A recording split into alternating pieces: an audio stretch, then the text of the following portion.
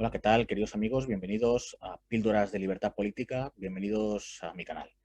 Quiero seguir con otro vídeo desgranando la cara oculta de la transición política a la llamada democracia, una serie de sucesos que el oficialismo ocultó y bueno, pues me he propuesto de alguna forma sacar a la luz. Como veis, en la portadilla de este vídeo aparece la actual sede de la Comunidad de Madrid desde 1985 y que, bueno, pues hoy en día asociamos a fiesta, asociamos a las campanadas, asociamos al cambio de año, al 31 de diciembre, pues como digo, en un ambiente festivo. Pero para los que vivieron la transición, por supuesto los que vivieron el franquismo, las reminiscencias que tienen de este edificio, cuyo nombre original es la Real Casa de Correos, que fue edificada en tiempos de Carlos III, pues para estas personas que vivieron estos difíciles y duros momentos, pues tiene un carácter no festivo, sino todo lo contrario, un carácter siniestro. ¿Por qué digo esto?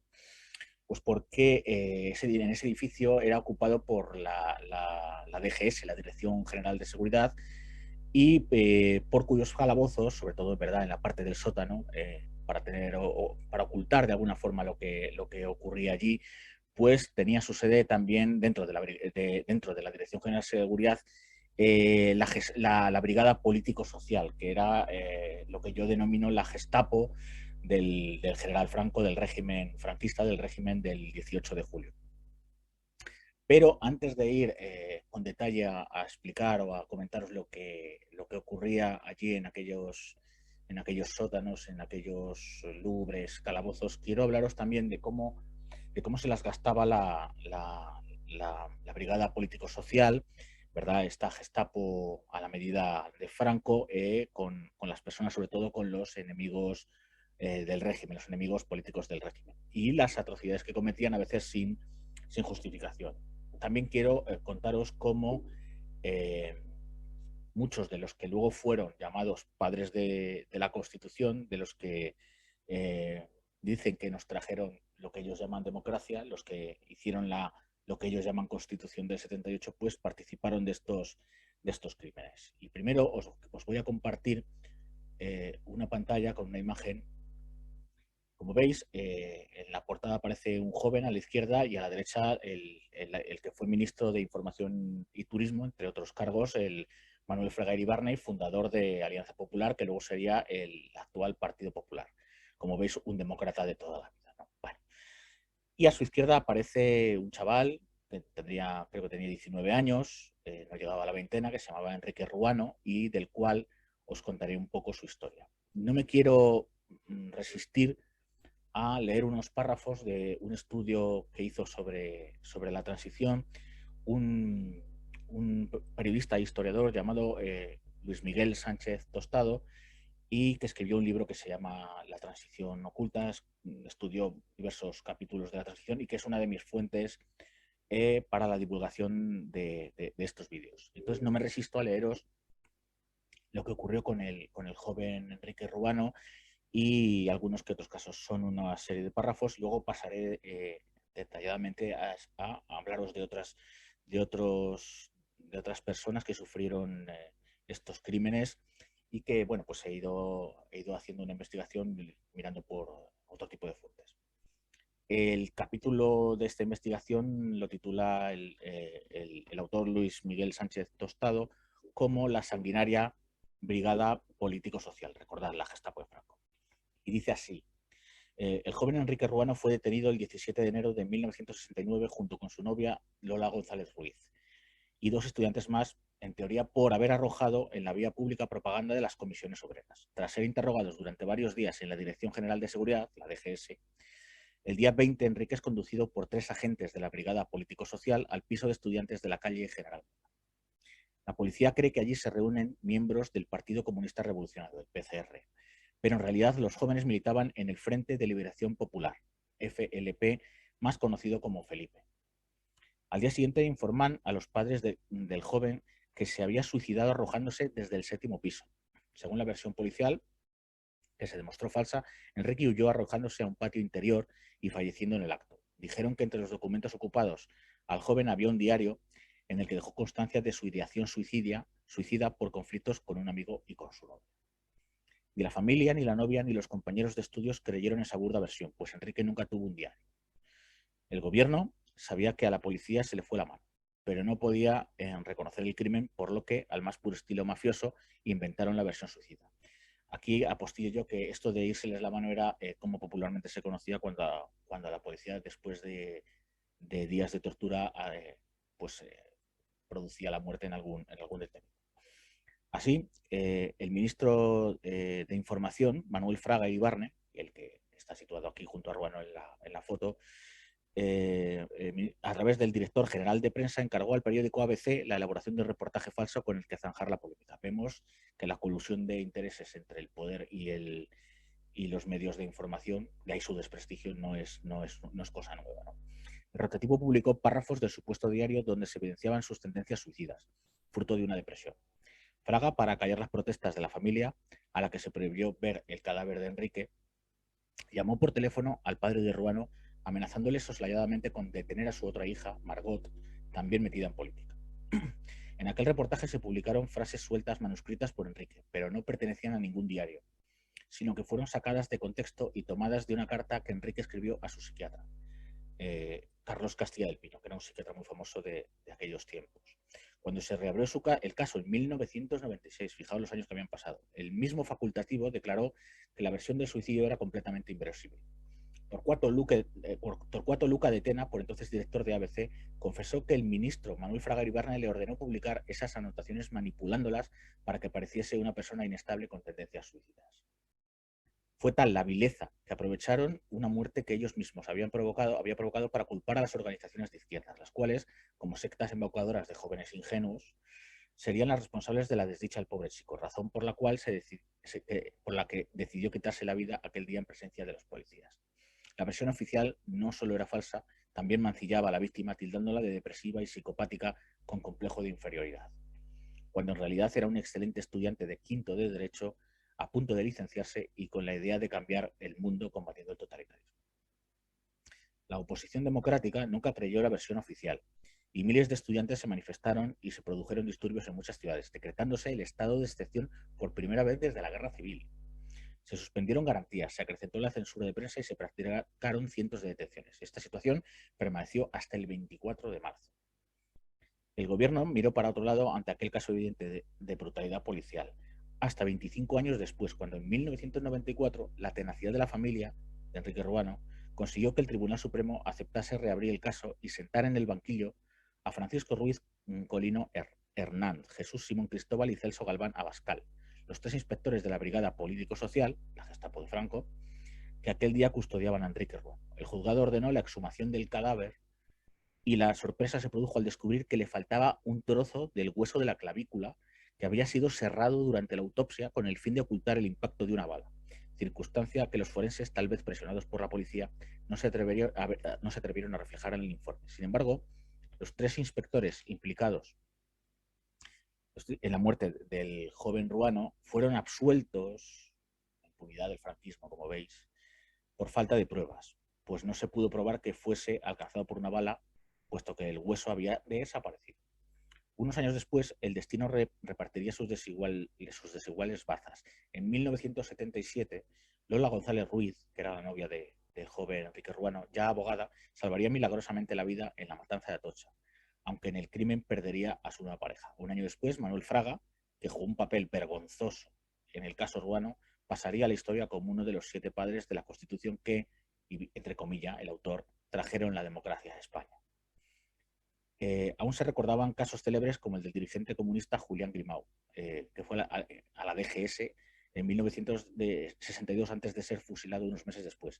Este sería el último ejecutado por cuestiones directamente heredadas de la Guerra Civil. El ministro Manuel Fraga salió al paso de las denuncias diciendo que recibió un trato exquisito, pero que de forma inexplicable se arrojó por la ventana. O el caso del joven comunista José Luis Cancho Beltrán, estudiante de magisterio de 19 años, que también fue arrojado por la ventana de la comisaría de Valladolid en 1974 tras ser torturado por agentes de la social, que era como se conocía a la Brigada Político-Social, por haberle intervenido propaganda del Partido Comunista de España. Aunque sufrió graves secuelas, salvó milagrosamente su vida y pudo denunciar a los policías que le torturaron. Tras un año de incomprensible retraso, al fin, el 18 de noviembre de 1976, muerto ya Franco, el general Franco, la Audiencia Provincial de Valladolid procesó a los agentes, pero fueron puestos en libertad sin ser juzgados al acogerse a la Ley de Amnistía de octubre de 1977. En otro capítulo hablaremos de lo que constituyó esta Ley de Amnistía y de cómo muchos criminales de todos los bandos, también terroristas de Estado, se libraron sin rendir cuentas por sus fechorías y sus tropelías.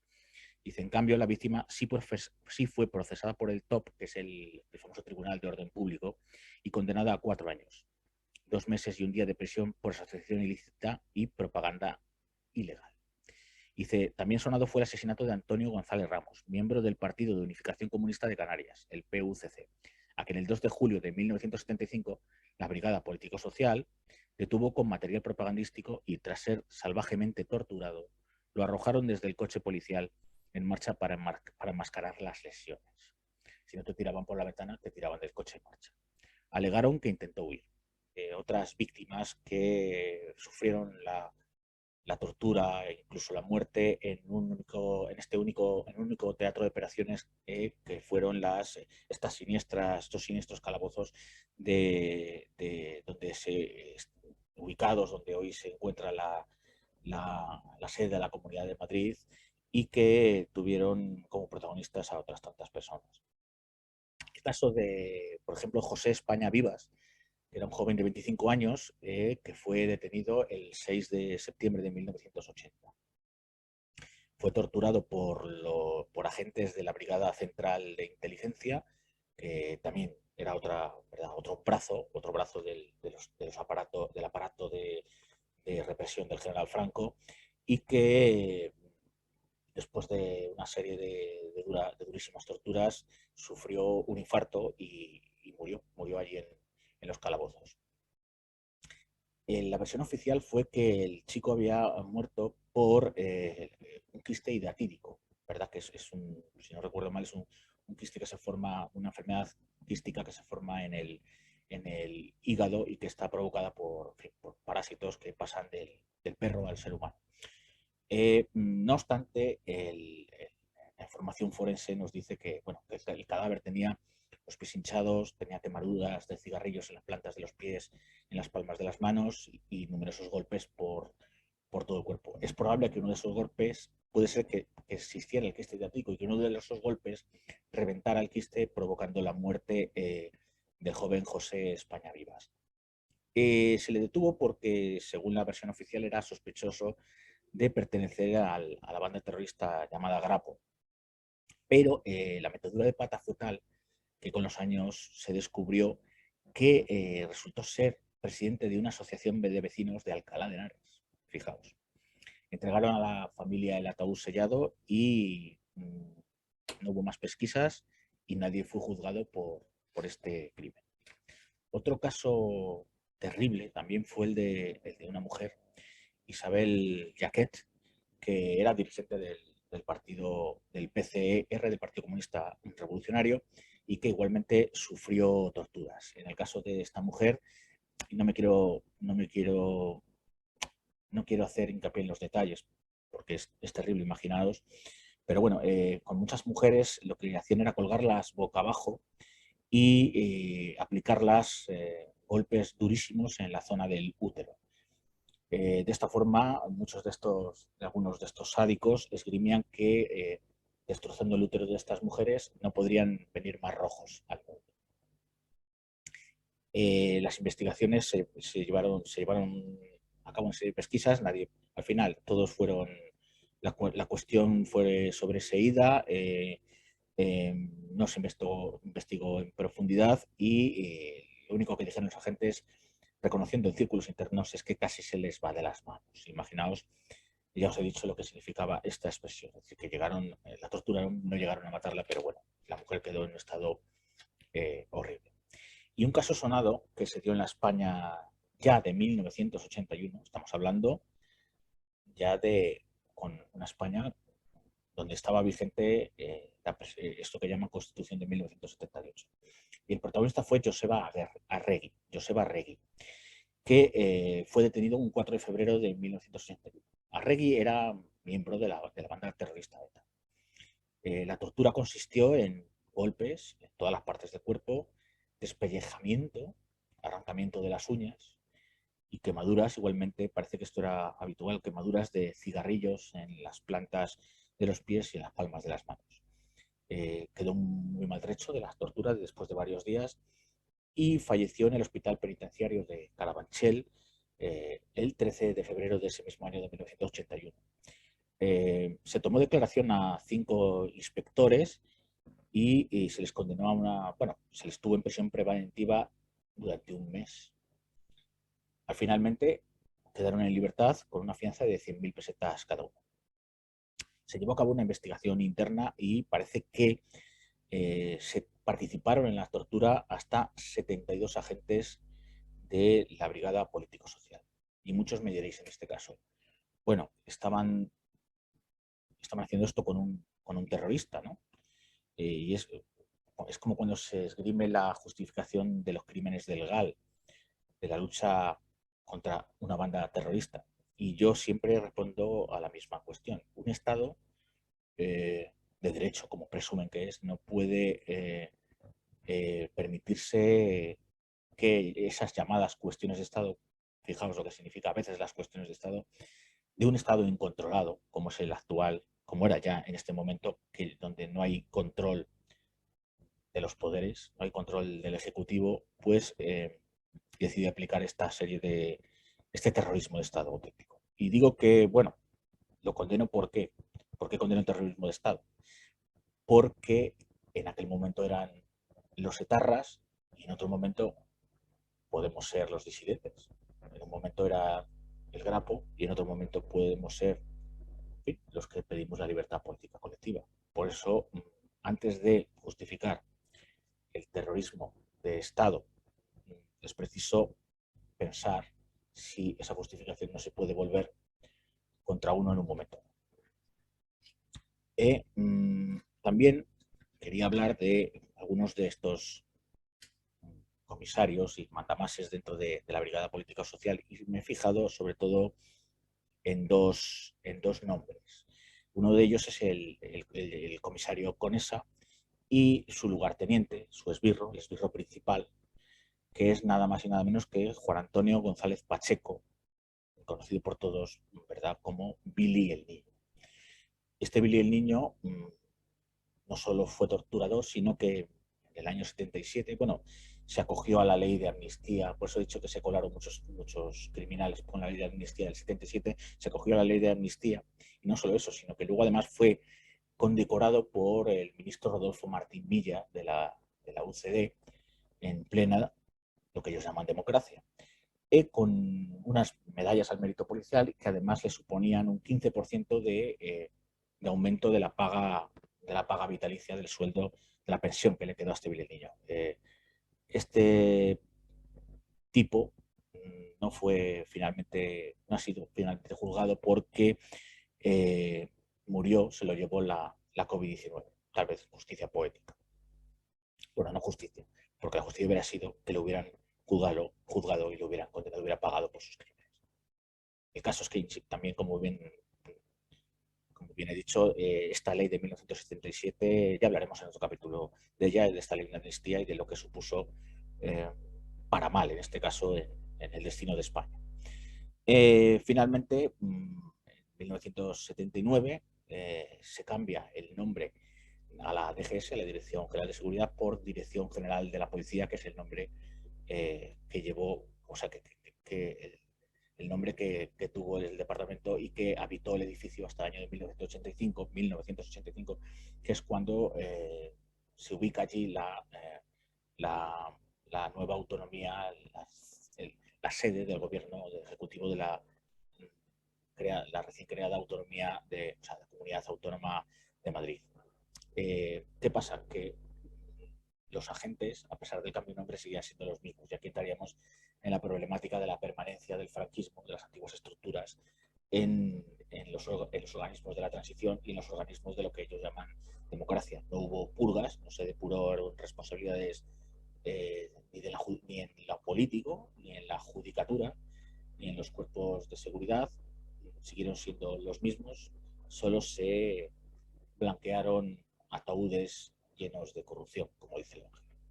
Y bueno, queridos amigos, espero que os haya gustado el vídeo. Es un poco una temática escabrosa, pero hay que sacar a la luz la realidad de los hechos. Espero, si os ha gustado el vídeo, que deis like, si os gusta la temática de mi canal, que os suscribáis. Y recordad, libertad constituyente ya.